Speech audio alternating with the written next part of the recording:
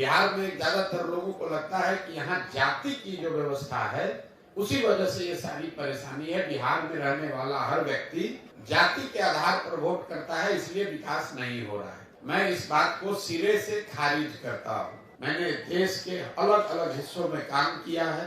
जाति समाज की एक बड़ी सच्चाई है, बिहार में भी एक बड़ा मुद्दा है। और जैसे दूसरे राज्यों में जाति की भूमिका चुनाव में, राजनीति में है, वैसे बिहार में भी है।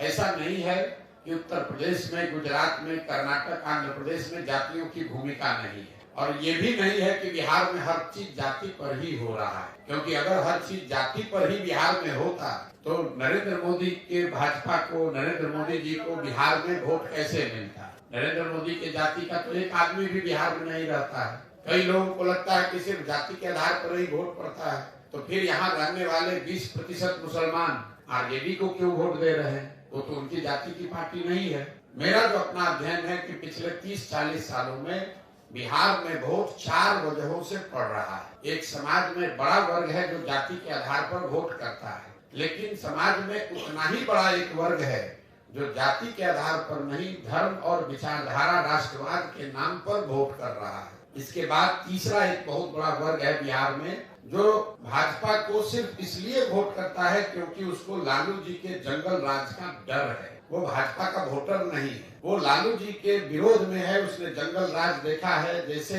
मुसलमान जो लालू जी को वोट कर रहा है वो जाति धर्म पर वोट नहीं कर रहा है, वो सिर्फ और सिर्फ भाजपा के डर से, विकल्प न होने की वजह से लालू जी को वोट कर रहा है। ये 4 विषय पर वोट यहाँ पड़ रहा है। तो मैं इसको एक शब्द में कहता हूँ, राजनीतिक बंधुआ मजदूरी।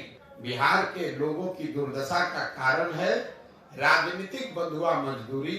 या तो आप जात के आधार पर किसी के बंधुआ मजदूर बन गए, या धर्म हिंदू मुसलमान के नाम पर बंधुआ मजदूर बन गए, या लालू जी से डर के आप भाजपा का बंधुआ मजदूरी कर रहे हैं, या भाजपा से डर के लालू जी का बंधुआ मजदूरी कर रहे हैं।